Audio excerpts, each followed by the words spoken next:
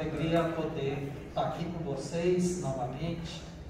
Eu vou encerrar essa parte que a Adriana me estudo, que agora o Demário falaram, fazendo com vocês uma provocação, que a gente deu o nome de dilemas éticos, e eu vou entregar para cada um de vocês uma folha, só dar uma explicaçãozinha aqui rápida, para que vocês possam pensar de acordo com aquilo que a gente viu com os três, palestrantes, e a gente tentar colocar assim em prática e ao mesmo tempo tentar ver se nós absorvemos esse conhecimento que a gente passou, Então, antes de eu entregar essa folha, só relembrando um pouco que no finalzinho de 2019, se não me engano, dezembro de 2019, nossa equipe do núcleo nos reunimos preparando com muito carinho o curso de bioética, e a gente no entusiasmo, Tiago, sempre contando com vocês, eu justamente com esse tema do dilema éticos, com a equipe preparando, e a gente com aquela certeza que tudo ia dar certo. E eu viajei para a Itália, porque eu fui passar um ano lá estudando, fazendo um pós-doutorado, e eu cheguei lá no dia 14 de fevereiro. Uma semana depois, tudo estourou, a pandemia. Muitos de vocês fizeram contato comigo, em oração por mim, eu por vocês, porque ainda não tinha chegado nada aqui no Brasil, mas lá estava infestado. Pertinho de mim, eu estava na cidade de Pádua. Pádua, em italiano, traduzindo em português, Pádua, onde é a cidade onde está enterrado Santo Antônio de Pádua. Provavelmente alguns de vocês já foram lá. Eu tive a graça de ir quase toda semana lá no santuário onde está o corpo enterrado de Santo Antônio. Está sempre unido em oração com vocês. E as orações de vocês foram muito importantes para que eu ficasse lá, porque assim que estourou a pandemia, o Thiago até falou, eu também tenho um filho, a primeira coisa é pegar o primeiro avião e voltar para o Brasil, sem imaginar que as coisas também daqui logo iam ficar tão ruins, Mas foi muito importante eu conseguir ficar lá o tempo todo, que eu precisava ficar, fiquei até janeiro desse ano, consegui fazer o que eu tinha que fazer, produzir 4 artigos, boas revistas, estudei. Fui em Roma, fui ver o Papa também, podia deixar de ver, claro, com certeza, passar lá alguns dias. A cidade que eu estava também estava pertinho de Veneza, onde está o corpo de Santa Luzia, muitos também são devotos.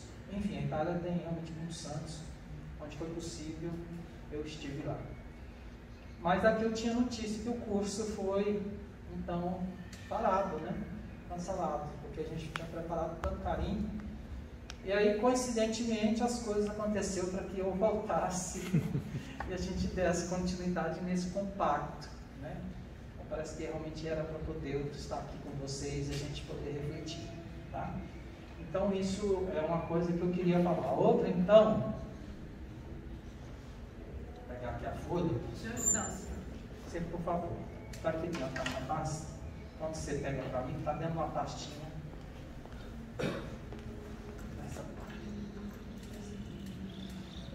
Lembrando que nós estamos estudando bioética sob o ponto de vista da igreja, da doutrina da igreja. Então isso é muito importante. Pode entregar um para cada um. E o diácono passou para nós prepararmos esse trabalho, uma apostila, onde tem muito bem explicado, com citações bíblicas, com citações dos documentos que a gente viu agora, a respeito do que é o pensamento da igreja. Isso marca cada um de nós, somos cristãos e católicos, porque a gente quer seguir essa legislação. Agora, veja, isso serve para nós católicos, serve para a nossa fé, mas a nossa fé a gente não impõe para os outros, porque quem é judeu, quem é de outra religião, embora que muitas coisas da bioética são comuns entre as religiões, praticamente quase 100% do que nós católicos pregamos, os evangélicos pregam, os judeus pregam, os budistas pregam, porque há um consenso sobre a dignidade da vida humana. Mas também tem diferença, e tem um mundo lá fora que não acredita em Deus não está nem aí, né? Os nossos deputados fazem leis contra a vida, outras pessoas, mas a gente tem que ter essa postura sempre de que o ensino que nós temos é aquele ensino que nós acreditamos, mas nós não podemos impor a quem é dos outros. Lembrem, Jesus recebeu uma mulher que os judeus trouxeram e colocaram ela no meio dele e falaram: nós pegamos essa mulher em adultério. O que o senhor vai fazer? Jesus baixou a cabeça, falou para eles: quem não tiver pecado, atire a primeira pedra. E foi saindo um por um, a começar dos mais velhos até mais novo. Só ficou Jesus e a mulher. Quando Jesus levantou a cabeça, ele estava também escrevendo ali no chão, né? Alguns falam que Jesus estava escrevendo os pecados das pessoas. Jesus perguntou: mulher, ninguém te condenou? Ela disse: não, Senhor, ninguém me condenou. Ele disse: então vai, não peques mais. Atitude de misericórdia, desse Jesus que nos ensina bondade, acolhimento. Não é o Jesus da guerra, não é o Jesus do ódio, não é o Jesus do apedrejar. Digo isso porque aconteceu coisas muito ruins, não é nosso católico, evangélico, em situações às vezes de levada violenta. Vocês devem lembrar de uma menina lá do Espírito Santo, que engravidou com 8 anos, e foi um Deus nos acuda. Católico, evangélico, todo mundo vai na porta lá do hospital, e apedrejar os médicos, apedrejar o hospital. Um negócio assim, nós somos contra o aborto, nós vemos muito claramente. Mas isso não nos indica que nós vamos jogar pedra, gente. Nós vamos odiar os outros. Jamais. Isso não é uma atitude de católico, cristão. Mesmo que nós temos, né, essa doutrina tão forte, tão bem fundamentada na Bíblia e nos ensinos, né, cristãos. Então eu digo isso porque a gente precisa ter essa postura que Jesus tinha da misericórdia, do acolhimento e de se colocar no lugar do outro. O outro está sofrendo. A situação é o outro. Então nós não somos julgadores. Jesus nem Deus nos colocou como juízes da vida do outro. Ele vai se entender com Deus. Então é nesse sentido que quando a gente fala de bioética, os valores servem para a minha vida. Eu, diante da minha consciência, eu tenho que tomar uma decisão. E essa decisão eu faço conforme uma formação da minha consciência. Por isso que curso como esse é importante.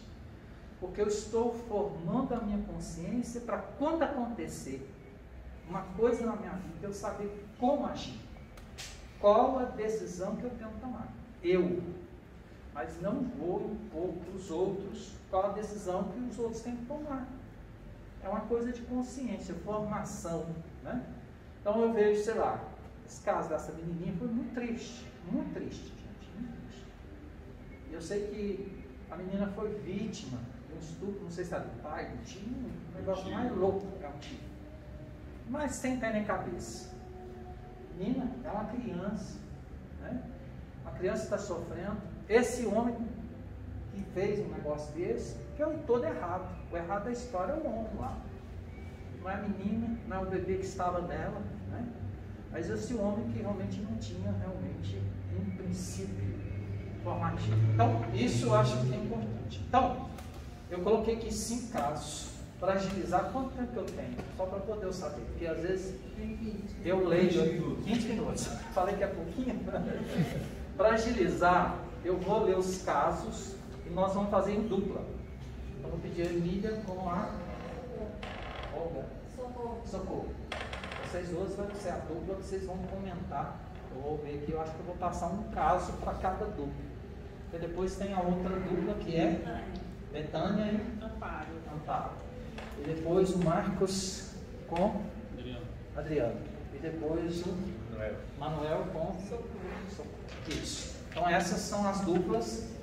E eu vou ler aqui o primeiro caso, segundo caso, terceiro caso, quarto caso e quinto caso. Então eu vou dar o primeiro caso para vocês duas, o segundo caso para vocês, o terceiro, Marcos e o Adriano, e o quarto caso para vocês dois. Aí vocês vão virar sua cadeira, mantendo o distanciamento necessário, e vocês vão ver diante desse dilema. O que é um dilema? Dilema é a situação difícil de resolver. O dilema não tem uma resposta. Você pode ir para um lado, você pode ir para o outro. E muito do que está aqui. Então aqui não tem resposta certa. Tem a sua consciência, né? Então, primeiro caso, vivemos certas situações ou sabemos que foram vividas por outros, como situações de extrema aflição e angústia. Assim, por exemplo, uma pessoa querida com uma doença terminal está viva apenas porque o seu corpo está ligado a máquinas que a conservam. Suas dores são intoleráveis, inconsciente, geme no sofrimento. Não seria melhor que descanse em paz? Não seria preferível deixá-la morrer? Por que desligar? Podemos desligar os aparelhos? Veja que essa pergunta que o diácono passou para mim, que alguém fez e que o Aldemar falou. É isso aqui, o Aldemar até falou naquele momento que passou. Não seria preferível deixá-la morrer? Podemos desligar os aparelhos? Ou não temos o direito de fazer? O que fazer? Qual a ação correta? Então, a duplinha vai conversar e a gente vai ouvir vocês depois. Segundo caso, uma jovem descobre que está grávida, sente que seu corpo e seu espírito ainda não estão preparados para a gravidez. Sabe que o seu parceiro, mesmo que deseje apoiá-la, é tão jovem, despreparado quanto ela, e que ambos não terão como se responsabilizar plenamente pela gestação, pelo parto e pela criação de um filho. Ambos estão desorientados, perdidos, sem saber o que fazer. Não sabem se poderão contar com o auxílio de suas famílias, se tiver família, né? Porque muitos hoje, adolescentes, nem família direito tem. Se ela for apenas estudante, terá que deixar a escola para trabalhar, a fim de pagar o parto e arcar pelas despesas da criança. Sua vida e seu futuro mudarão para sempre. Se ela trabalha, sabe que perderá o emprego, porque vive numa sociedade onde os patrões discriminam as mulheres grávidas, sobretudo as solteiras. Receia não contar com os amigos, ao mesmo tempo, porém, deseja a criança. Sonha com ela, mas teme dar-lhe uma vida de miséria, de fome, e ser injusta com quem não pediu para nascer. Pode fazer um aborto? Deve fazer? Então aí o segundo grupo com esse caso. Terceiro caso. Um pai de família, desempregado, com vários filhos pequenos, e a esposa doente, recebe uma oferta de emprego. Opa! Emprego aí na praça, né? Na carteira. Mas o patrão exige que ele seja desonesto, cometa irregularidades que beneficiam esse seu patrão. Sabe que o trabalho vai permitir ele sustentar os filhos e pagar o tratamento da esposa que é doente. Pode aceitar o emprego, mesmo sabendo que será exigido dele ser desonesto? Ou ele deve recusar e ver os filhos com fome e a mulher morrendo? O que ele tem que fazer? O terceiro caso para vocês. O quarto, um rapaz namora há anos uma moça de quem gosta muito e é por ela correspondido. No entanto, ele conhece uma outra moça, apaixona-se perdidamente e é correspondido. Ele ama as duas mulheres e a ambas o amam. Pode ter dois amores simultâneos, ou ele estará traindo a ambos amores, ou a si mesmo. Ele deve magoar uma delas e a si mesmo, rompendo com uma para ficar com a outra. O amor exige uma única pessoa amada ou pode ser múltiplo? Que sentirão as duas mulheres se ele lhes contar o que se passa? Ou deverá mentir para ambas? O que fazer? Se enquanto está atormentado pela decisão, um conhecido, né, um amigo, você que é amigo aí do casal, o vê ora com uma mulher, ora com outra mulher, e conhecendo uma das duas, você deve contar a ela o que viu ou não? Em nome da sua amizade, você deve falar a verdade ou ficar calado? Aí você botou em cima do muro. O que você vai fazer? Veja, você pode tomar uma decisão ou outra. Qualquer decisão que você vai tomar tem as suas consequências. Por isso que é um dilema. E o quinto eu vou deixar para mim fazer depois, no final. Uma mulher vê um roubo, uma criança maltrapilha e esfomeada roubar frutas e pães numa mercearia. Sabe que o dono da mercearia está passando por dificuldades e que o roubo fará diferença para o dono da mercearia. Mas também vê a miséria e a fome da criança. A mulher deve denunciar essa criança, julgando que com isso a criança não se tornará um adulto ladrão e o proprietário da mercearia não terá prejuízo? Ou ela deve ficar calada, silenciar, pois a criança corre o risco de receber punição excessiva, ser levada para a polícia, ser jogada novamente às ruas, usar droga, né? E aí revoltada, passar do furto ao homicídio. O que fazer num caso como esse? Então, 5 casos para vocês debaterem um pouquinho, conversar. Quantos minutinhos que a gente pode dar? 5 minutos? 1 minuto para cada um. 5 minutinhos. Não, aí cada um só vai ficar com um caso para a gente agilizar. Aí vocês conversam e aí a gente retorna para poder a gente ver o que vocês pensaram, o que vocês refletiram, tá bom? Então, daqui a pouquinho. Ah, só for? Então, essa aqui é a minha. Vamos ver então nossos dilemas. Nossos dilemas. O que nós vamos fazer nesses casos, né?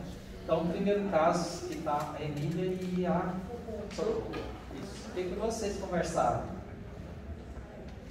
Bom, nós estávamos conversando aqui e aí o que a gente pensou foi o seguinte, pelo menos eu pensei o seguinte: se essa pessoa está doente, se ela é uma pessoa, né, religiosa, uma pessoa, né, que tem uma espiritualidade boa, eu acho que ela vai se portar bem essas vezes, né?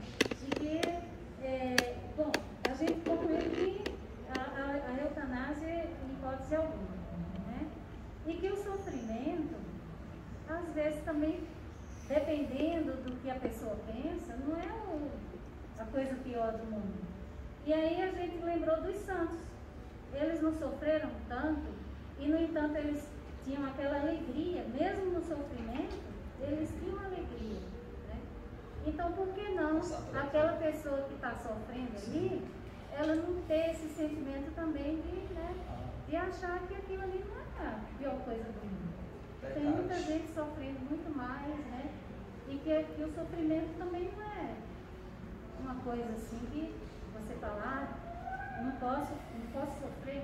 Jesus não sofreu também? Com certeza, na cruz e por nós. Agora, acontece que hoje em dia, muitos medicamentos, quem já foi internado, já fez cirurgia, essas coisas, você sabe que a medicina avançou muito e dá medicamentos que tiram a nossa dor. Eu tenho um amigo padre lá em Berlândia, ele fez 4 pontos de safena e ele, com diabetes na altura, pegou uma infecção na cirurgia. Eu estive agora falando com ele, foi um ano retrasado. Aí ele falou assim: se eu fosse morrer, eu não ia sentir nada, porque tudo entubado, cheio de anestesia, nem ia saber o que é a morte. Infelizmente, a gente não passa por esse sofrimento da gente unir o nosso sofrimento na cruz. E aqui você falou muito bem e o que o Ademar tinha falado, que é a questão da eutanásia. A gente divide a eutanásia pelo menos em 4 grandes, vamos dizer, grupos. E a gente tem o que a gente chama de distanásia. Então tem a eutanásia, que é essa de... não é desligar o aparelho, viu, gente? Eutanásia é você colocar um produto, vamos dizer, no soro, que vai lá no coração, faz seu coração parar. Pronto. Distanásia é quando você quer manter viva a qualquer custo a pessoa. A pessoa não tem, vamos dizer assim, o cérebro parou, né? O sistema todo, ela não sabe quem que ela é, nem nada, mas o médico quer manter. Sobretudo os médicos querem manter o TI, você pagar bem caro.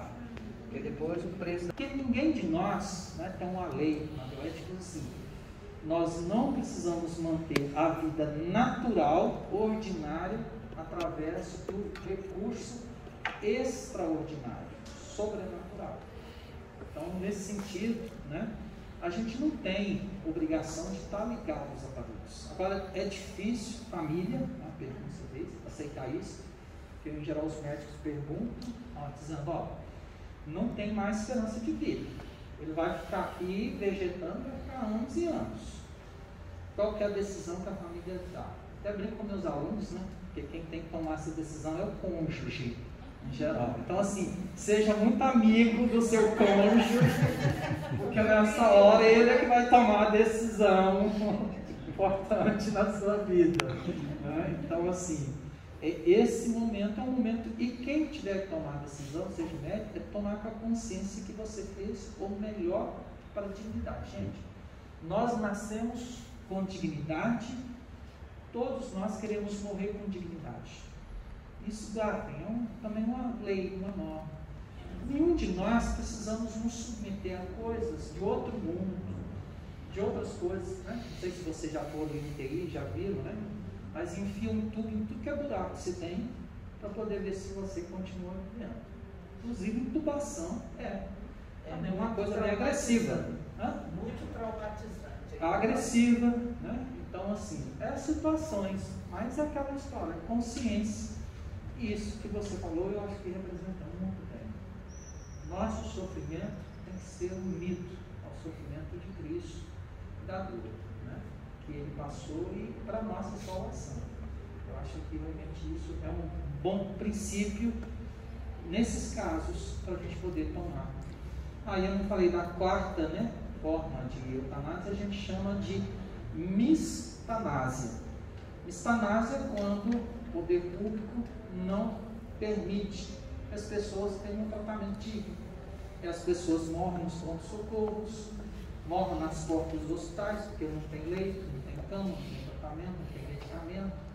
Isso é uma forma de eutanásia, uma forma de matar as pessoas, quando você não tem tratamento. Então a gente não pode apedrejar casos como esse, de desligar aparelho, porque acontecem coisas muito piores. Nós assistimos todos os dias falta de tratamento e de condições para as pessoas efetivamente tratar.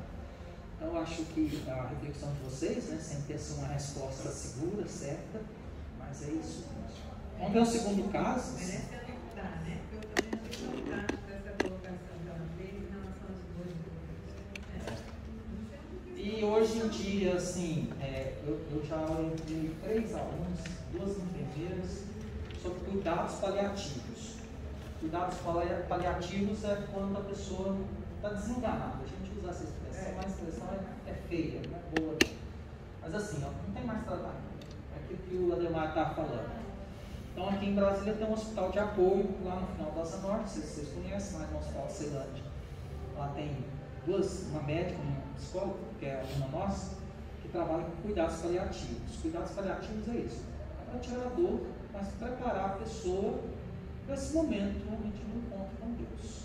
Você teve a chance, a oportunidade de se preparar melhor para a morte, né? Quando acontece acidente, como o da Marília Mendonça, morreu de uma vez, foi instantâneo, nem preparou para a morte, nem sabia que ia morrer naquele dia, e tudo, como a grande maioria de nós não sabemos. Agora, quem tem uma doença terminal, usa também essa expressão, né? Porque não tem tratamento, é para curar a dor, né? A dor chama cuidados paliativos. E aí tem que ter médico, psicólogo, um capelão, que é padre ou pastor, acompanhando aquele doente e acompanhando a família, para que a gente morra com dignidade. Eu acho, minha visão, que essa é a melhor forma da gente poder se preparar para a morte. Quando você sabe que vai morrer iminente, uma morte iminente, e que você tem esse acompanhamento, inclusive para nós católicos, do padre, para atender a confissão e dar unção dos enfermos. Qualquer coisa melhor do que isso, né? A gente está realmente bem preparado para esse encontro com Deus. Então, isso é cuidados paliativos, né? Vamos para o segundo caso, que é o caso da moça lá com o rapaz. O que vocês conversaram? E nós estávamos aqui conversando, também trouxemos ali a fala do gestor, né? Sim. daquela questão de, a partir da concepção, independente de como foi, como aconteceu, ou se você estava preparado ou não, foi concebida uma vida que nenhum de nós temos o direito de tirar. Perfeito. Então, eu acho assim que o problema aqui dela em deixar de estudar para trabalhar, nada chega aos pés de se tirar uma vida, né? Porque uma vez que, se caso optar por aborto, ela está praticando ali, né, um homicídio, né, mas que a gente sabe aí que é desde o início da concepção que isso se caracteriza nós enquanto cristãos, né? Então a gente chegou nessa ideia de que ela não deve optar por esse aborto e que a pergunta é essa, né? Então, em hipótese alguma, justifica esse tipo de atitude. Agora imagina vocês que em vez de nós católicos só dar, vamos dizer, esse juízo de valor, nós tivéssemos uma pastoral de acolhida dessas mulheres, dando apoio material, instrucional, para que ela não abortasse e ela conseguisse ter o filho seguinte. Não seria muito mais bonito? Pois é, provida. Muito mais bonito da nossa parte de que realmente a gente está fazendo algo numa situação que você está angustiante.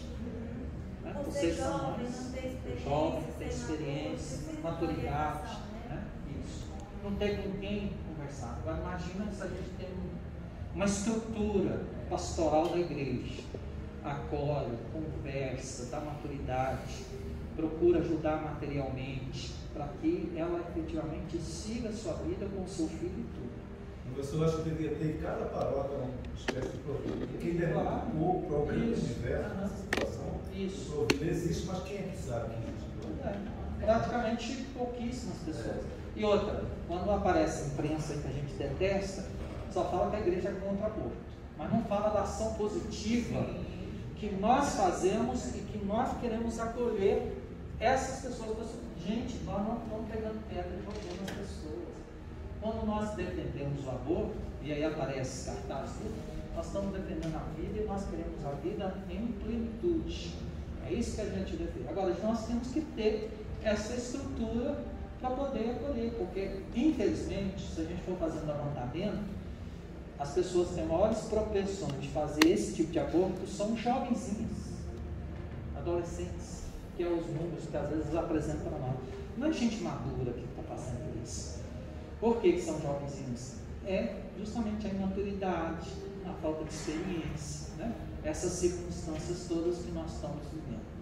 Eu acho que o Evangelho se aplica realmente muito bem, né? E a gente aí descobre o valor da vida e por que a bioética é um valor assim fundamental para nós cristãos católicos, que a gente defende a vida em todas as suas formas, né? Dignidade de vida. Muito bem, ótimo. Eu vivi isso, compartilhar com vocês. Eu, como mãe muito nova, então antecipei as circunstâncias da vida, né? Então eu procurei, inclusive, a minha vida profissional devido a isso.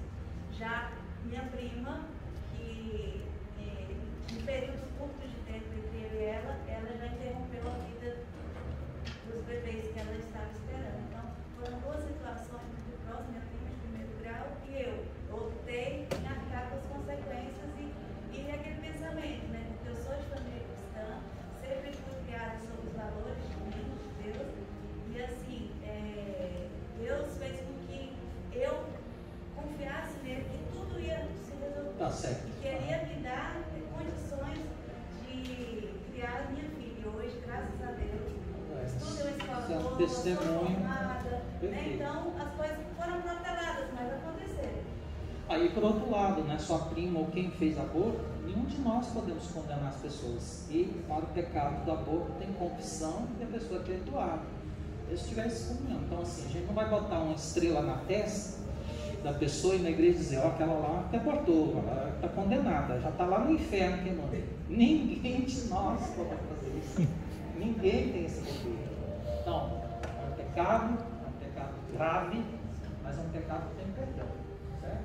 E a Nós pessoa é conversamos redimida. no momento, e ela optou por isso ou não, mas aí é uma questão mesmo de cada um. Muito bem.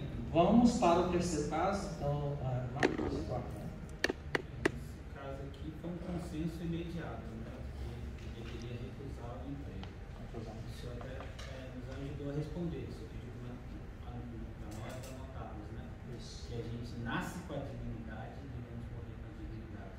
Então, independente de ser um cristão, sendo um ser humano, você já aceitar a condição que você vai ser um desonesto, né? Você vai ser um corrupto, você já tiver demais. Então, a gente já está indo contra a dignidade humana. No dia a dia, né, todos nós, infelizmente, nos nossos empregos, a gente vê N possibilidades de você cometer algum tipo de errinho, de coisa indevida. E a gente tem que ter essa postura, né? Agora, é um dilema porque o pai tem filhos para ele poder criar. E emprego, vamos colocar que é o dia de hoje, não está fácil. Então, por isso que é um dilema e ele tem que realmente manter esse posicionamento, esse caráter, sabendo que vai ter um alto preço que ele vai pagar por essa decisão que ele está tomando e as consequências disso também. Mas, certamente, né, essa luz da consciência que ele possa fazer, para todos nós, né, porque a gente, infelizmente, a todo momento, pode ser tentado a esse tipo de coisa.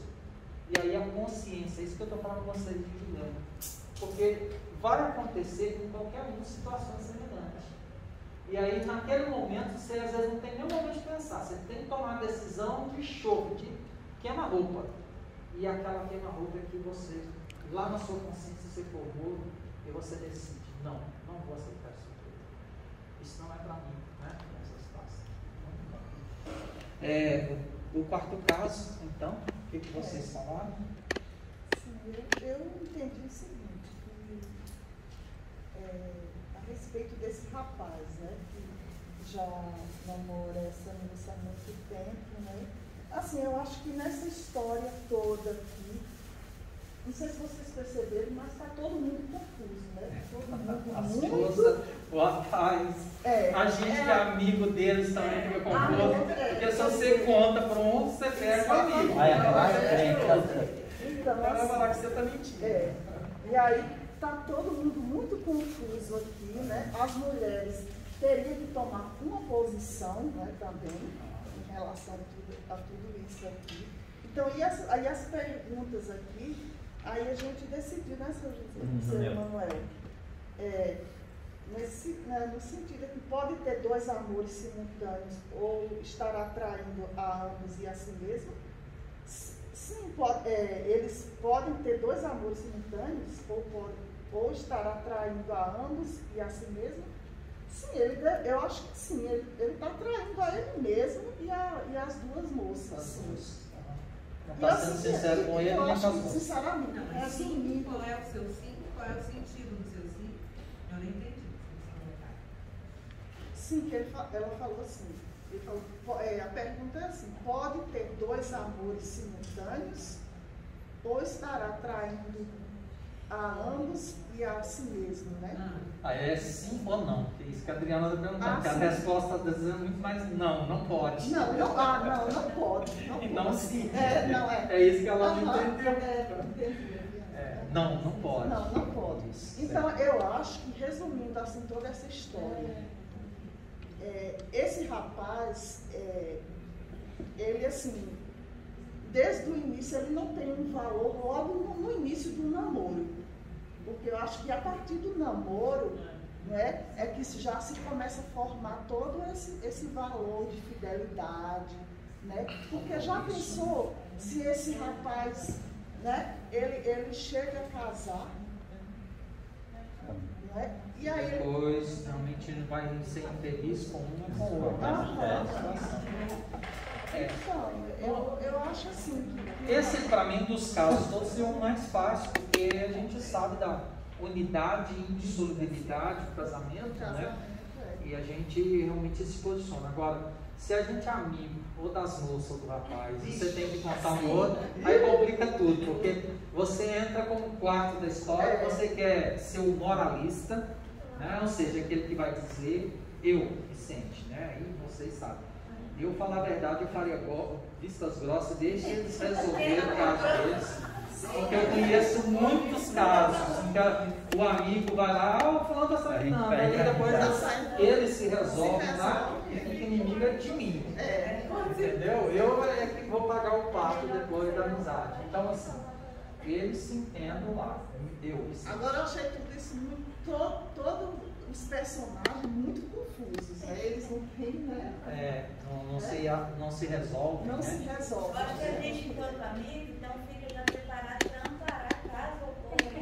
Caso ocorra, aí o acolhimento, né? Que nós estamos falando do acolhimento. Mas tem uma situação interessante que como amigos, eu concordo com o que o professor falou, de não ir lá e falar, porque geralmente o que acontece é que a gente fica depois como o vilão da história. Mas e se a amiga ou amigo vir e pergunta para você,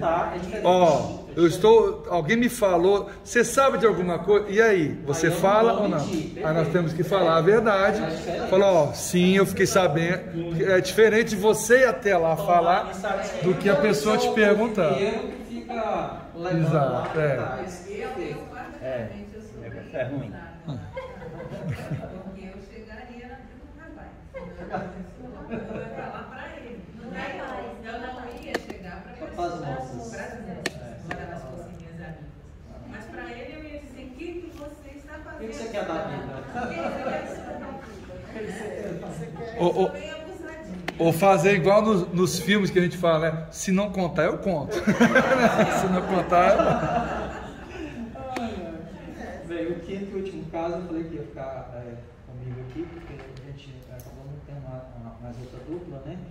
Então, até a Adriana deu um exemplo muito interessante, que ela sabe vivenciou lá, e isso realmente chama bastante atenção. Aqui o caso de uma criança com fome. Não sei se vocês já ouviram falar, né, que existe uma norma aí, acho que até o Papa Francisco uma vez falou, que uma pessoa quando rouba quando está com fome não é um ato de condenar. Vocês já viram, né, muitas mulheres já roubaram no supermercado, coisas simples para comer, que foram presas, enquanto que gente que rouba milhões e milhões estão soltos. Então uma injustiça muito grande. Felipe famélico, casar fome, né? Ela chamava de famélico. Isso. Eu não sabia dessa situação. Mas o que está aqui em jogo também é a criança, da educação da criança. Porque se a gente não agir, essa criança vai achar que roubo é normal.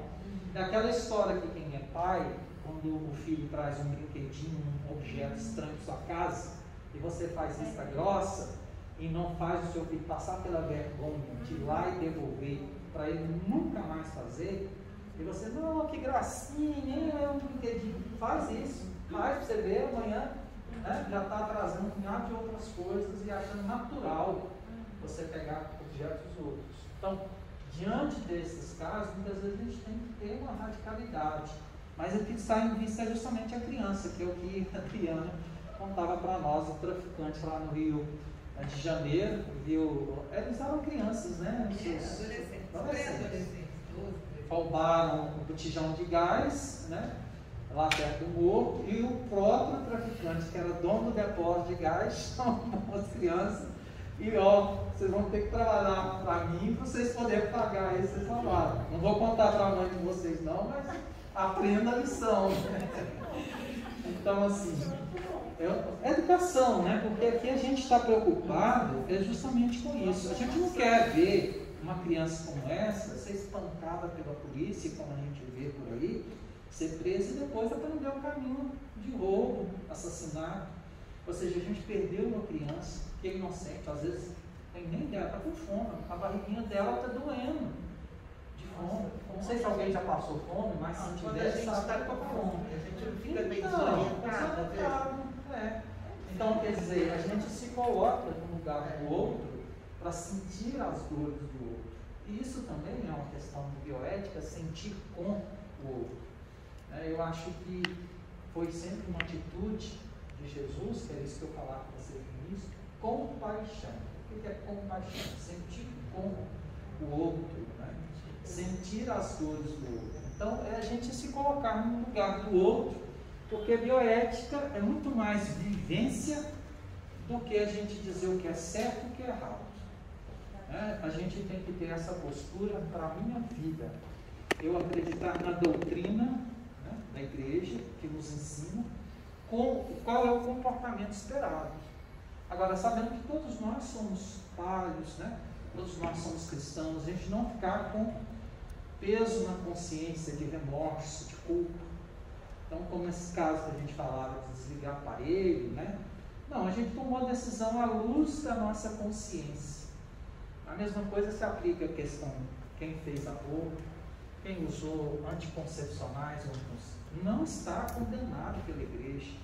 Porque às vezes as pessoas vêm com um sentimento de culpa tão grande, às vezes para confessar, receber o sacramento da confissão, e fica remoendo aquilo, pensando, gente, eu estou no inferno, né? Ou seja, eu cometi esse tipo. Não, gente, não é assim. Nós não estamos condenados, né? Lembra Jesus com a pergunta da mulher: ninguém te condenou? Não, Senhor, ninguém te condenou. Vai e não peques mais. O que é não peques mais? Não faça mais essa ação. Você aprendeu. Então você não vai ter mais esse tipo de atitude. A atitude da misericórdia, né? Desse coração, desse Pai amoroso que a gente sempre aprendeu.